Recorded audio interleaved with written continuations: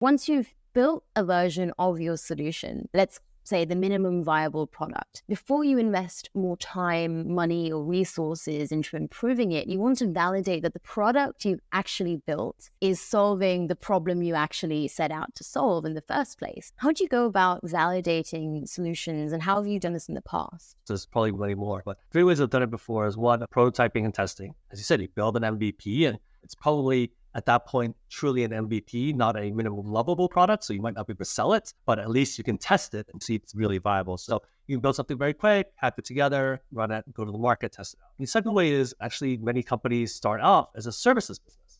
So you might actually go find a customer that says, I have this problem. Can you help me figure it out? And you start out actually building more of a custom solution for them because you already have a need and they're paying you for it.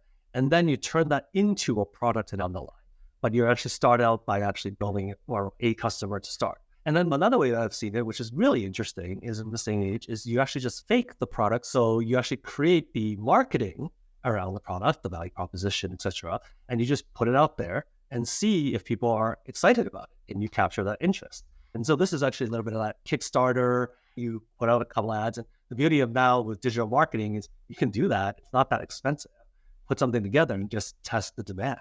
And I think for B2C in particular, that actually works quite well as a way to just say, can you generate enough buzz? Because in today's world, you can even raise money from these people who are willing to go fund it. And that is a way to actually get funding as well. So those are some different ways to validate the product.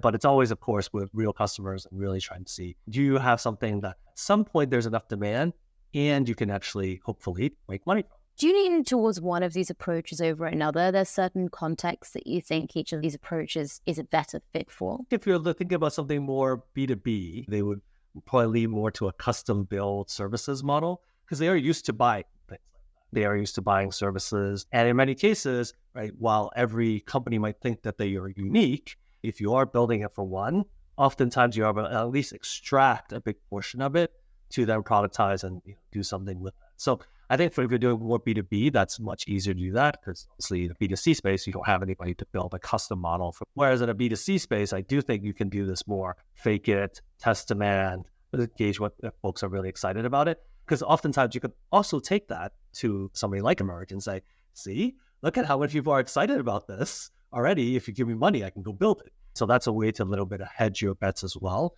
to do some validation. You touched on the idea of a minimum lovable product versus a minimum viable product. Can you briefly explain the difference between the two? This term came up a while ago. I was listening to the former Ancestry Chief Product Officer, and they gave a talk around this minimum level product. They used to call it the cupcake. And I was like, what is he talking about? And I think part of the idea about this was, look, you can have a minimum viable product that kind of works.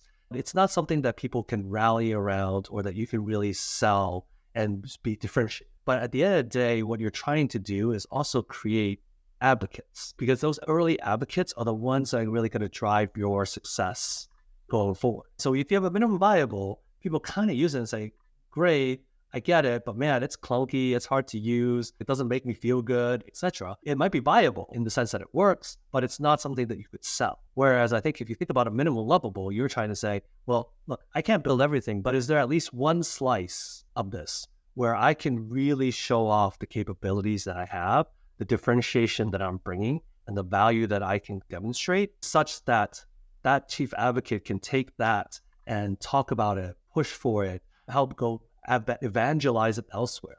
Because I think when you have that, then that makes it so that as you think about then your business and your model, that truly then will allow you to kind of grow and scale.